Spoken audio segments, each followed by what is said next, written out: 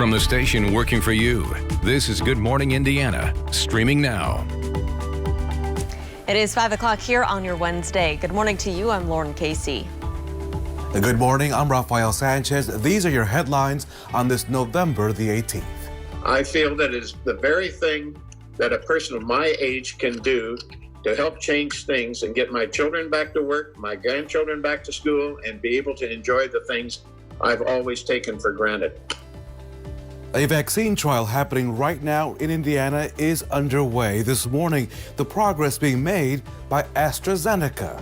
Plus, a record-setting day in coronavirus deaths here in Indiana. We'll break down the numbers and the recommendations from the White House Coronavirus Task Force. And the pandemic has forced the cancellation of many car seat installation events. This morning, the unique way that one local woman is working to help parents keep their children safe. And here at 5 o'clock, we want to thank you for starting your morning with our team here on Good Morning Indiana. It is a chilly start to the day, Rafael, so be happy that you're staying there in your Johnson County studio.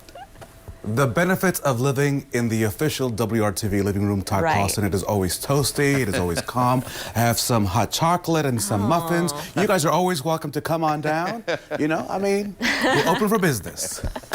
Well, we might take you up on that, but I don't know. We had to widen that shot to fit the three of us and then probably eliminate the whole social distancing. There's space. But eventually we will take you up on that here in the coming days. But you're right, it's chilly outside here this morning. In fact, for some of you, it's the coldest morning we have seen so far this week. It really just depends where you are. Indianapolis, 34 degrees. Bloomington, 29. Where it's colder, the skies are clear. Where there's temperatures in the 30s, there's a little more in the way of cloud cover. But you see these three columns here. The wind, not an issue this morning, although that wind will start to pick up later on this afternoon. It's just a very thin little band of cloud cover that's keeping the temperatures in some areas in the 30s. You get on either side of this band of cloud cover, that's where you find the temperatures in the 20s. These clouds will continue to thin out here this morning. It's just the leading edge of some warmer air starting to work its way into the area. So today turns out to be a pretty seasonable day for us. 44 degrees by the noon hour. High temperatures later on this afternoon.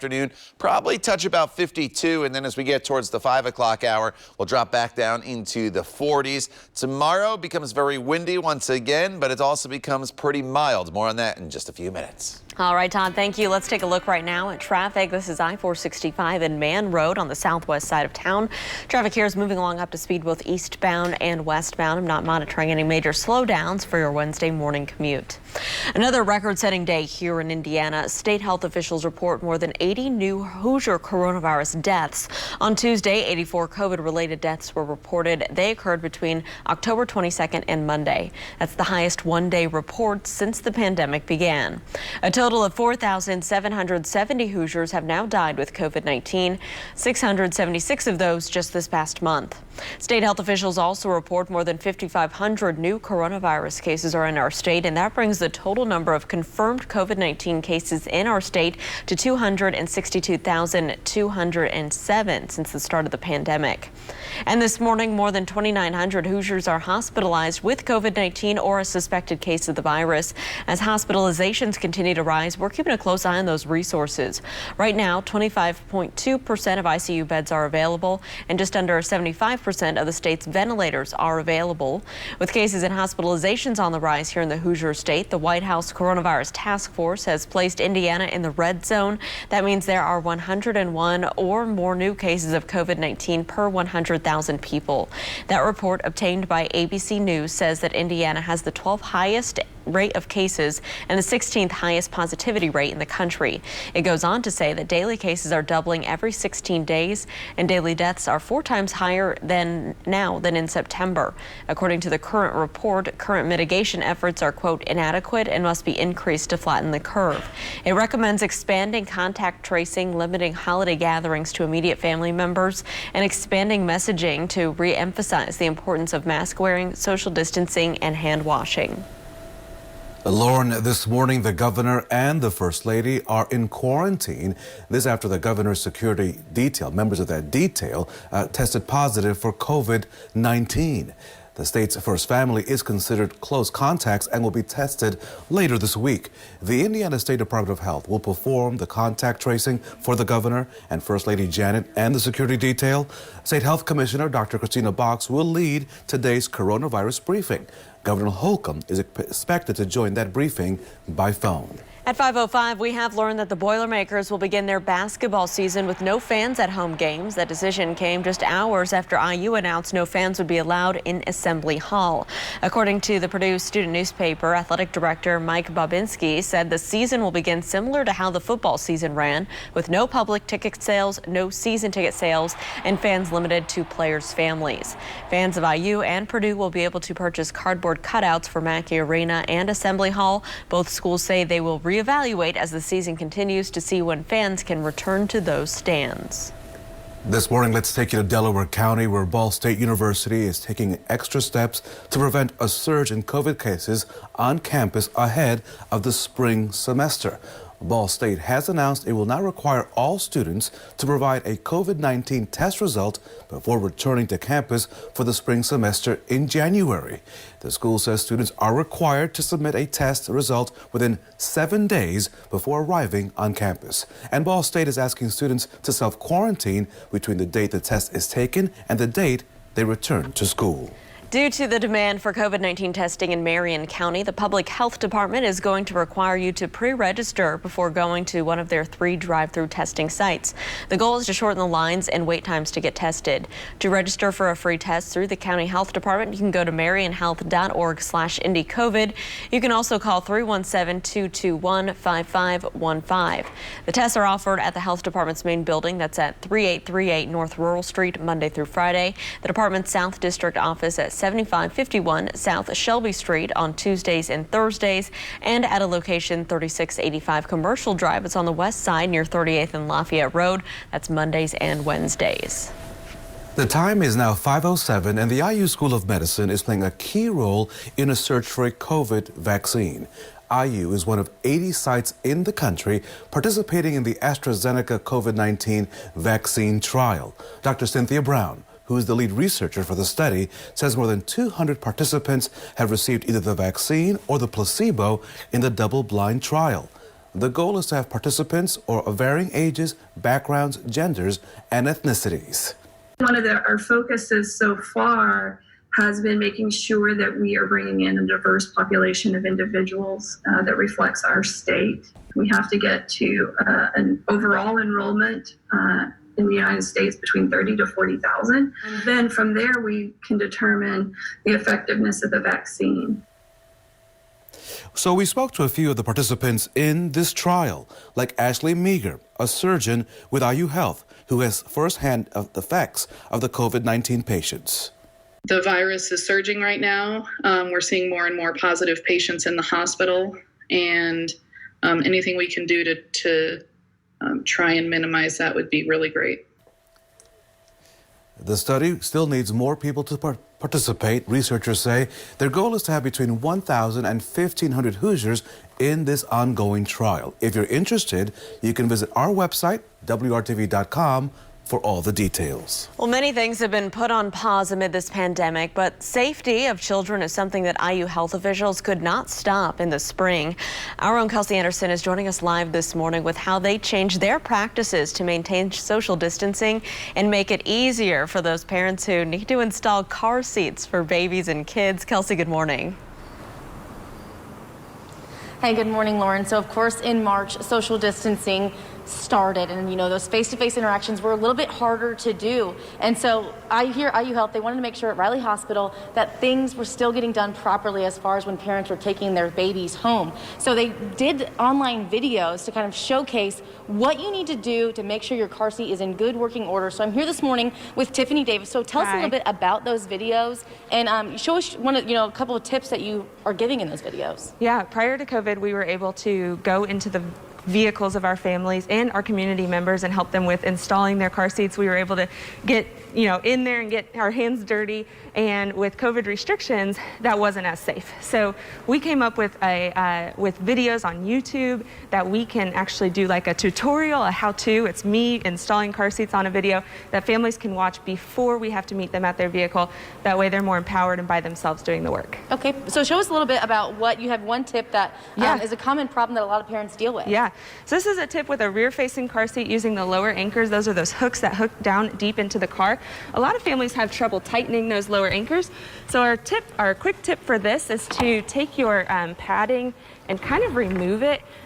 Seems like something you would never think about, but it is very helpful to remove that padding. You can reach your hand through this hole. We call this the belt path. You can take your tightening strap and you can get really good leverage if you pull through the belt path. You stand on the opposite side so that you're pulling towards your body, not away from your body. It's a really, really easy and good way to tighten your car seat and get a good tight installation. Awesome. Well, thank you so much. And again, coming up in the next half hour, we're going to have more here with Tiffany, and we're going to talk about National Injury Prevention Day. They've got lots going on here today, so we're going to have that for you coming up in the next half hour. But for now, I'll send it back to you guys in the studio.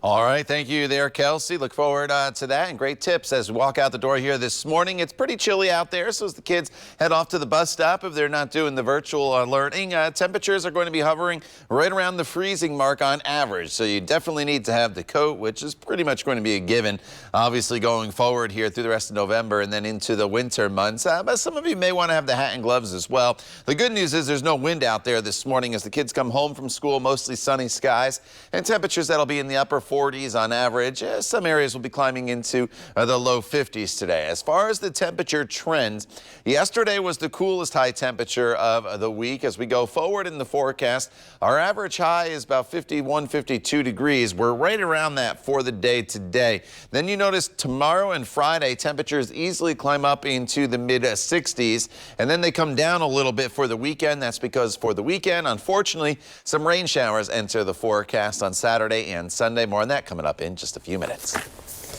Todd, thank you so much. The nation's top election security official is out of a job this morning. Straight ahead, the latest from Washington. And Mardi Gras is going on as planned next year, but it's going to look a little different. Up next, why officials say they can't cancel the annual event and their plans to keep attendees safe.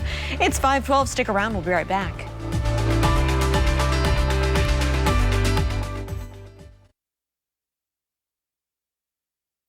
It is 5:15. It's been talked about for several years, and finally work will soon begin on a major interstate project, the redesign and reconstruction of the I-65, I-70 North Split. The first phase of the focus will be the entrance and exit ramps. In the next 3 to 4 weeks, construction will begin with the closure of Michigan Street exit ramp from the 6570 Collector Distributor Road. That ramp is expected to be closed for a year, so a long-term closure. An INDOT spokesperson said the work on the interstate and big closures won't start until the spring of 2021. The entire project is scheduled to be complete by the end of 2022. Now let's take you to Hamilton County, where a proposal to dig a large gravel pit next to a Noblesville park is now headed to the city council. After a 2.5-hour-long public hearing, the Noblesville Plan Commission declined to endorse or oppose the plan by Beaver Materials and the Hamilton County Parks and Recreation Department. Beaver Materials plans to dig a 40-acre gravel pit on 40 acres of farmland, which will be filled in as a lake in about 10 years. 10 acres of the land will immediately be donated to the Hamilton County Parks, and that lake would be donated a decade from now. Those against the proposal cite health, safety, and ecological concerns. The plan now goes to the City Council for consideration at another public hearing that is set now for December the 8th. It is 5:16. In Washington, the nation's top election security official is out of a job. Chris Krebs served as the director of Cybersecurity and Infrastructure Security Agency. He was one of several federal and state officials to call this year's election one of the most secure in U.S. history. In a tweet, President Trump calls Krebs' statement on election security, quote, highly inaccurate.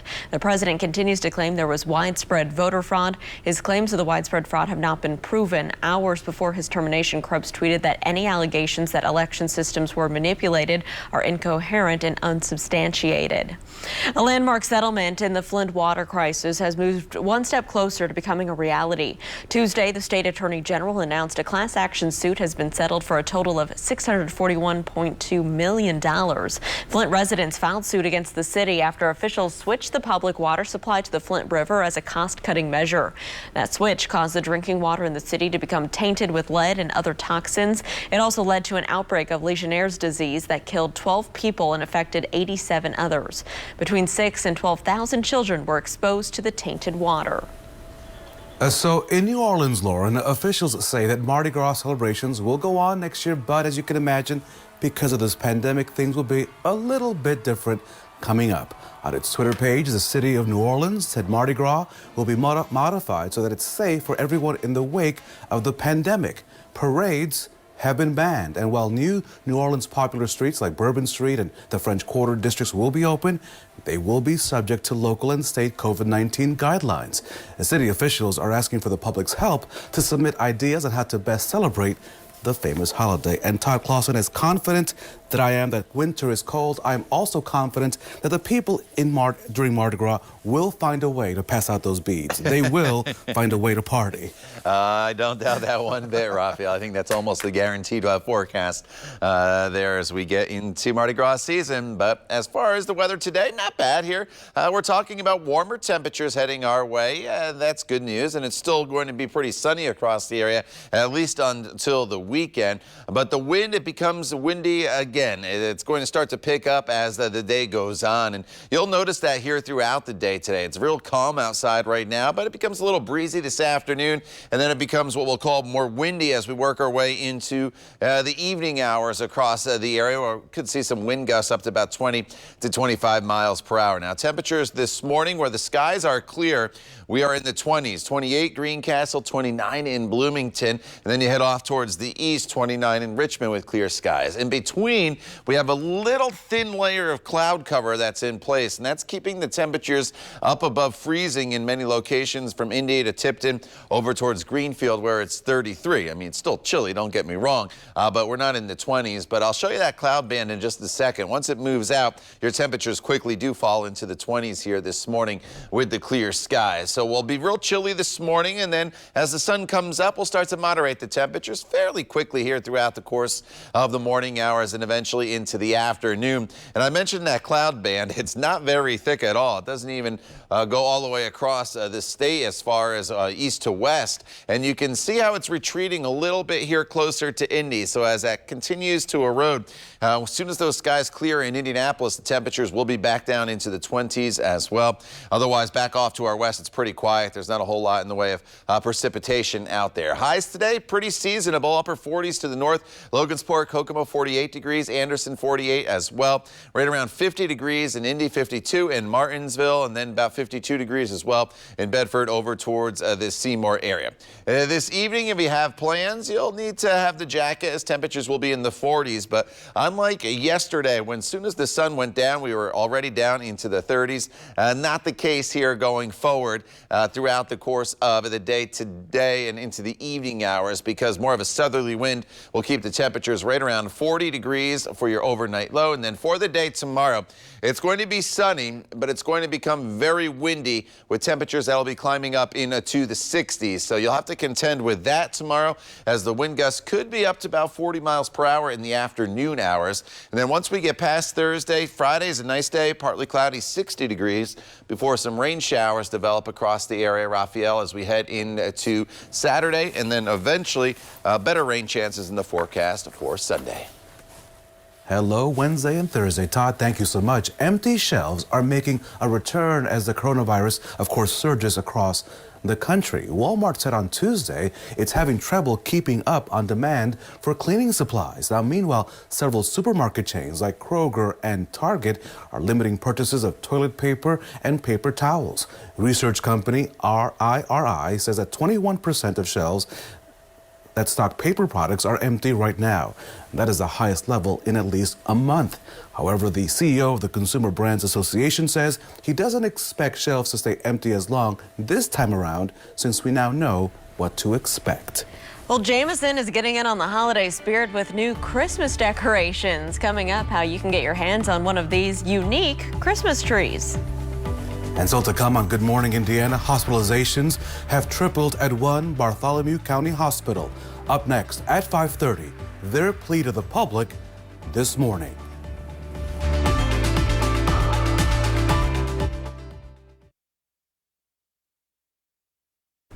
Welcome back. So if you're in need of a Christmas tree this season, Jameson may have you covered. The Irish Whiskey Company has designed a line of Christmas trees. The 7 nearly 9-foot tall trees are made of 130 Jameson bottles, each worth an estimated $5,000 for the trees. The tree includes a lighting system that illuminates the bottles, but you can't buy just one. You have to win them.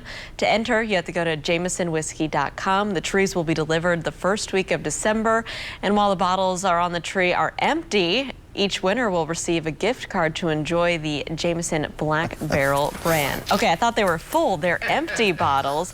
Raphael, this is like college decorations, I feel like. We've seen this before. Wow. Okay. I was going to say your kind of tree, but I'm going to be careful not to go crazy this morning, so I'm going to behave. So listen, Lauren, pumpkin, pecan, or pecan, or maybe peach pie may be your thing next week for your Thanksgiving meal, but now soft drink maker Pepsi has a new option. Check this out. It is a limited edition apple pie flavored Pepsi drink. It's designed to taste and smell like an apple pie. The only way to get one, of course, is if you enter and win a contest. Pepsi is asking people to post a photo or video of their worst baking fail on TikTok or Twitter using the hashtag Pepsi Apple Pie Challenge. The first 1,500 entries are eligible to win. Pepsi will select its favorites, who will then be sent a 2-liter bottle of Pepsi apple pie. What do you think, Todd Clausen? Do you want your apple pie in a bottle, or would you prefer to come out of a nice oven? The oven. Like, I love apple pie, and I like Pepsi as well, but I don't think I like them together. I mean, let's just stick with the old school original, and you can just still have them together, but not combined into one. I mean, I want some ice cream on my apple pie, Raphael, and some whipped cream. So, all right. Thanksgiving's coming. You can tell I'm getting hungry already. All right, outside right now, we're sitting right around freezing across the area with skies that are partly cloudy. We'll have lots of sunshine today, and temperatures will start to warm through the 40s pretty quickly by the noon hour. And then as we transition into the afternoon, highs will be right around 50 degrees, fairly seasonable. The wind will pick up, though, as the day progresses. You will notice that. But overall, a decent day for us here in the middle of the week. Warmer temperatures to end the week. More on your 7-day planning forecast coming up when Good Morning Indiana continues right here on WRTV.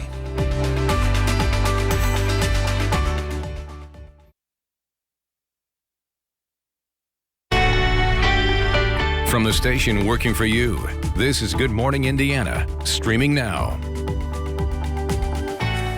Progress on 2 COVID vaccines. Now at 5:30, what one doctor says distribution could look like when it's available to the public. More schools unable to hold classes in person because of COVID-19. The latest district making the switch to e-learning and how parents are reacting. Welcome to Good Morning Indiana on this Wednesday, November the 18th. It is great to have you with us as we now are at the midpoint of this week, Lauren and Todd. Yeah, I can't believe it is Wednesday. Todd told me this morning he feels like it should be at least Thursday. So, Todd, I think we all agree with you on that. Listen, wait a minute. We can make that happen. Oh, there we go. I forgot. Hey, wait a minute. I can easily welcome to Good Morning Indiana on this Thursday, November the 19th. Todd? Confuse all the people. Yeah, now you're going to confuse everybody. Now I'm just not going to show up to work on Friday because I'm going to think it's Saturday. So we got to stay on track here. Outside right now, we're dealing with quiet conditions, but it's chilly out there. So what do you need to grab before you go this morning? Well, grab the sunglasses. You'll definitely need those from start to finish. The warm jacket. And I checked the hat and gloves here this morning because some of you have dipped down into the 20s here this morning as you work your way from Terre Terre Haute, Bloomington. Fort Wayne's at 29 degrees. We have a little patch of warmer temperatures, relatively speaking, here from Indianapolis to Muncie. That's because there's a little band of cloud cover that's right across the middle portion of the state. But that cloud cover band is getting smaller and smaller. And so what that means for you is that once the clouds clear from your neighborhood, you too will fall down into the 20s. So you just got to bundle up this morning. Off to our west, it's pretty quiet. Really nothing heading our way over the course of the day today. Temperatures should be in the mid-40s by the noon hour, right around 52 degrees in between noon and 5 o'clock for your high temperature. And then by 5 p.m. back down to 47 degrees for your temperature at that hour. So a decent day. We'll talk more about the warmth, but the wind as well tomorrow, coming up in just a few minutes. All right, Todd, thank you. Let's get a look at traffic as you're heading out the door this morning. Everything's pretty quiet as of this hour. This is a live look at I-70 at Rural Street and Keystone Avenue. We're just east of the downtown area, and you can see traffic moving in and out of downtown is picking up a little bit, but again, traveling smoothly. We'll continue to keep a close eye on your roads this Wednesday morning. Raphael. Lauren, our state is setting a deadly record after a spike in COVID-19 cases. The State Department of Health reporting 84 more Hoosiers have died. That brings Indiana's death toll to more than 4,700 Hoosiers. Already this month, 676 deaths have been confirmed. That's more than double the number in September. 5,541 new cases were also reported.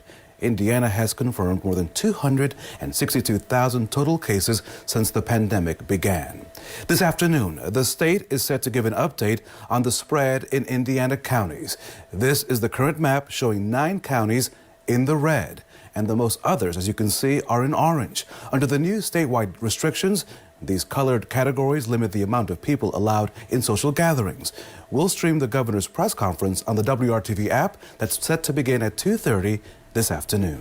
Well, this morning, hospitals continue to struggle with a spike in COVID patients. Columbus Regional Health says they are especially overwhelmed. COVID hospitalizations, we know, have tripled in Bartholomew County in the past 2 weeks. Their dedicated COVID unit is at capacity right now, and officials are looking for more ways to add more beds and resources. But staffing is also a major issue. We need to free up beds, of course, but beds don't care for people. People care for people. And so we need those nurses by the bedside. We need those physicians. We need them healthy. And I think that's our greatest resource that we have to protect. So when we are urging the community to please, stay home as much as you can. If you go out, mask up, social distance, do all those things we've been hearing for the last 8 months, because it directly affects our valuable resources, which is our staff. Well, to make more beds available, Columbus Regional Health is evaluating procedures requiring an overnight stay and asking people to hold off until hospitalizations ease. In recent days, 2 COVID vaccines, as you know, have been announced, each with an effectiveness rate of at least 90%. Some are calling it this the light at the end of the long tunnel, but there's still a lot to figure out in this situation. Among the hurdles, production, shipping, and storage of the vaccine, which has to be kept extremely cold, which is, of course, a huge obstacle. Experts say the vaccines won't be available to the general public for some time. We've got a really rough winter to get through, and these vaccines are not going to be a factor now.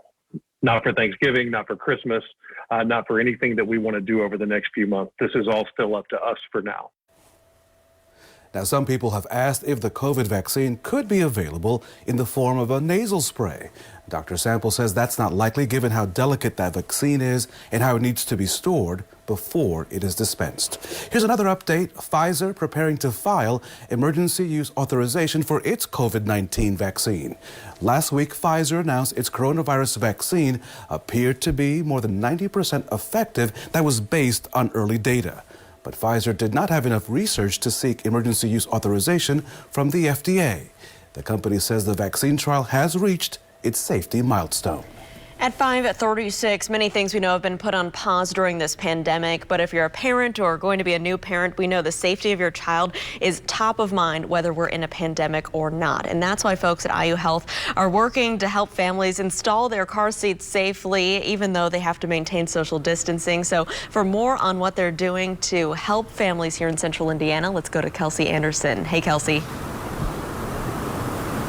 Hey, good morning, Lauren. So today is National Injury Prevention Day. So in the last half hour, we kind of showed you some tips and tricks on putting your car seat in correctly for a newborn. But now we're going to show you with Tiffany Davis this morning the proper height and booster seat for a child. So kind of tell us what you've got going on here. Yeah, this child is 6 years old, as said by their shirt, and as said by her shirt. And in Indiana, children have to be in a booster seat until their 8th birthday. So this child really needs a booster seat, but because of the law. But also, this child needs a booster seat because of the child's size. So I want to show you how we know children need booster seats. Number one, this shoulder belt is touching this child's neck. If this child were to be in a crash, it's going to go right into that neck. We've got this part of the lap belt on the belly instead of low across the upper thighs and the lower hips. And our knees are not bending naturally over the seat. So the seat is hitting right there at the calf muscle. So I'm going to put this child in a booster seat pretty quickly and show you the difference. And some children, even after they turn 8, they really would benefit from staying in a booster seat, because even though by law they don't have to be in a booster seat, they really still need to be in that booster seat because of their size. So always pay attention to how the seatbelt fits to determine if your child needs to stay in that booster seat after 8. So almost finished here. And you can see just how much better it's fitting her already. Yeah. hitting it where it should hit an adult, basically. Exactly. Properly. So we don't want the seatbelt to be on the neck. We want it to be this mid-chest, mid-shoulder. That looks really good now. Our lap belt is low across the upper thighs and those lower hips. We've got good head support. Our knees are bending naturally. And so this child's going to be much safer in the booster seat. Okay, awesome. Well, thank you so much. And they've got more of these videos for you on YouTube right now. It's IU Health social media is the page. And yes. I just looked, and those videos are the first ones up on that feed. So if you just want to go to IU Health social media on YouTube, all of those videos are there right now. And then coming up in the next half hour, we're going to have more new tips and tricks for expecting parents and current parents who just want to make sure their kids are safe, especially today on National Injury Prevention Day. I'll send it back to you guys in the studio. Kelsey, thank you so much. Great information there. Now to Hamilton Southeastern Schools, making the transition once again to remote learning. Starting tomorrow, pre-K through 6th graders will return to e-learning, making the district 100% virtual. The school leaders say a strain on staffing is behind this latest decision. They say 94 teachers and instructional staff members requested a substitute yesterday. The district's current fill rate is only about 50%. Some parents are frustrated by the short notice. There's not a lot of time to scramble to figure out things right now. My son's in 3rd and my daughter's in kindergarten, so it isn't like you can be away from them while they do it. You have to monitor that. The students in grades 7 through 12 at Hamilton Southeastern are already attending class virtually. Fisher's Mayor Scott Fadness says the city will do whatever it can to help get kids back into the classroom. He announced yesterday the city will have a second expedited COVID-19 site, especially for teachers, students, and their families. We have more details on what schools qualify and how you can get an appointment on our website, WRTV.com. So if you're heading out the door later this morning to get to that bus stop, Todd, what will it feel like outside? You know, it's pretty quiet. That's the good news, Raphael. And the winds are a lot calmer than they have been, so you don't have to contend with any wind chills this morning. But it is still chilly out there if you head into the bus stop to your car to start your commute, with temperatures that are on average hovering right around the freezing mark across the area. As you come home from school, you come home from work, temperatures will be in the upper 40s, and we'll have plenty of sunshine out there. So the sunshine's not an issue once again today. Just like yesterday, it's just the focus on the temperatures and the winds. The wind, as I mentioned, not an issue here this morning, but as the day progresses, you notice the winds will start to pick up, and we'll be gusting up to about 15 to 20 miles per hour later on this afternoon. It's a southerly wind, though, and that's what's going to bring our temperatures close to 50 degrees here today. And then tomorrow, high temperatures go up into the 60s, but your Thursday turns into a very windy afternoon. More on that coming up in just a few minutes. Todd, thank you. The president has fired the nation's top election security official. Still ahead, why his firing, many say, was not a surprise. You're watching Good Morning Indiana right here on WRTV.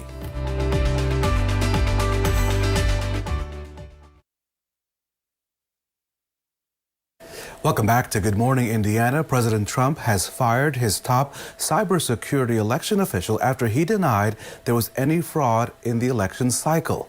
As ABC's Kenneth Moten reports, this comes as President-elect Joe Biden remains shut out of the transition process.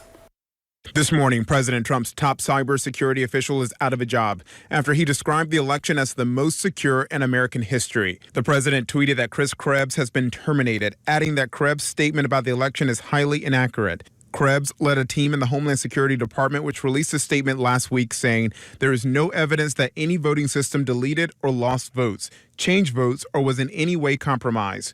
Krebs overnight reacted to his firing, saying, "Honored to serve. We did it right. Defend today, secure tomorrow." Democrats and Republicans alike are now slamming the president's move. This has been the story of the Trump administration for 4 years. Anyone that had the audacity to speak truth to power, anybody that wouldn't carry the president's false line, it's a terrible tragedy. GOP Senator Ben Sasse says Krebs did a really good job, as state election officials all across the nation will tell you, and he obviously should not be fired. The latest upheaval comes days after Trump fired Defense Secretary Mark Esper, who recently warned the White House about the dangers of a rapid withdrawal from Afghanistan. But yesterday, Trump's new defense secretary made it official. By January 15th, 2021, our forces, their size in Afghanistan will be 2,500 troops. Our force size in Iraq will also be 2,500 by that same date. Within hours of that announcement, rockets were launched near the U.S. Embassy in Iraq. This morning, President-elect Biden is still not receiving security briefings, mostly due to a lack of official acknowledgement from the General Services Administration, as President Trump refuses to concede the election. But Senate Majority Leader Mitch McConnell insists we're going to have an orderly transfer from this administration to the next one. Kenneth Moten, ABC News, New York.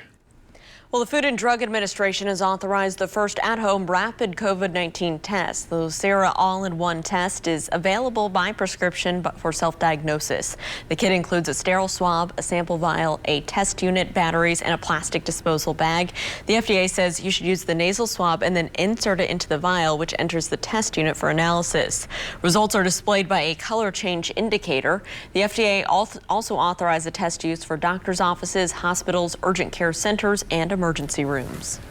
So Amazon is now a drugstore as well. The company announced it is launching Amazon Pharmacy right here in the U.S. It will offer commonly prescribed medications, including creams and pills, as well as medications that need to stay refrigerated, like insulin. Shoppers have to set up a profile on Amazon's website and have their doctors send their prescriptions there. Now, some medications that have a high risk of being abused, like opioids, those will not be shipped.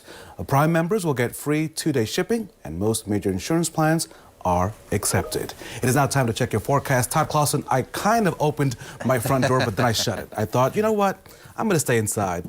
Yeah, you know, it's chilly out there. There's no doubt about it. If you don't have your jacket on, you walk outside, you're quickly going to turn around and grab it before you head back out the door. And temperatures this morning range from the 20s to the 30s. We're at 34 in Indianapolis. Thankfully, not factoring in much of a wind chill here for the morning hours on this Wednesday, and that's due to the winds being calm. However, those winds will start to become an issue once again as we work our way throughout the day. What you see on the map is a lot of 20s here to the west, and there's one over there in Richmond at 29 as well, but 27 in Terre Haute, 29 in Bloomington, and then 28 in Bedford. And then you see a pocket here of temperatures in the 30s, and where the temperatures are in the 30s, there's a little band of cloud cover. It's a very thin band of clouds, but it's enough to keep the temperatures in the 30s compared to the 20s this morning. And so as we go throughout the day, that little cloud band will fall apart. So I'm expecting the temperatures here in the metro area to eventually drop into the 20s here by 7, 8 o'clock before we start to climb pretty quickly throughout the day once the sun is up. The winds are calm this morning, but they will pick up a little bit as you notice throughout the course of the day today. Here's the key, though, the direction that the arrows are going. We've had northwesterly wind the past few days. Well, today the winds are going to be out of the south, and tomorrow the winds are going to be out of the south, and that is going to bring in some very mild air for later in the week. Today we'll be in the 30s through about 10 a.m. Then we jump up into the 40s. Highs should be right around 50 degrees this afternoon between 3 and 4 o'clock. And then by 5 p.m., temperatures back down into the 40s. You see this little band of cloud cover that is out there. It's very, very thin. And then again, on either side of that band of cloud cover, that's where the temperatures this morning are in the 20s. This evening, if you have plans, we'll be in the 40s under a mainly clear sky. Sunsets at 5:27. And then overnight tonight, with that southerly wind kicking in, temperatures are not as cold as we start the day on Thursday. Instead of talking about 20s and 30s and being right around freezing, freezing. We're going to be all above freezing, around 40 degrees to start the day tomorrow. And then throughout the day tomorrow, it's going to be a mild day. We're getting up into the lows to mid 60s across the area. These icons here that look like a fish hook, those are wind indicators. And that's going to be an issue tomorrow as the wind is really going to start to pick up. This afternoon, as you look at the timestamp, and this evening, wind gusts are up around 20 to 30 miles per hour. But as we continue into the day tomorrow, by tomorrow morning already, the winds are right around 30 miles per hour. They'll be gusting to 40 miles per hour tomorrow afternoon. So that's a little bit of a flaw in the forecast tomorrow. The trade-off, though, is that high of 63 degrees. Friday's nice at 60.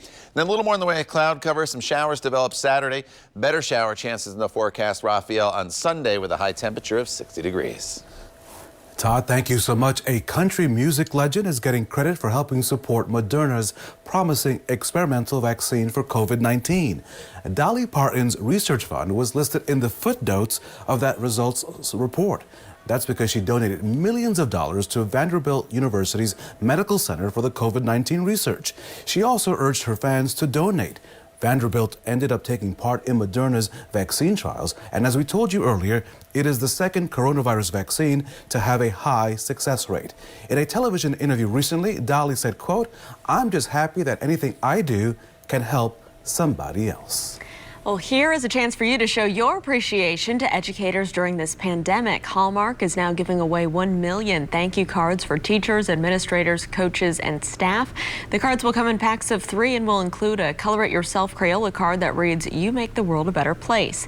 If you're interested in the free cards, act fast. They're available on a first-come, first-served basis. You can get them online right now at hallmark.com. Residents living near a Florida golf course getting unexpected visitor during a tropical storm Ada. They are still ahead why experts say the gator's large size isn't unusual. Wow, we'll be right back.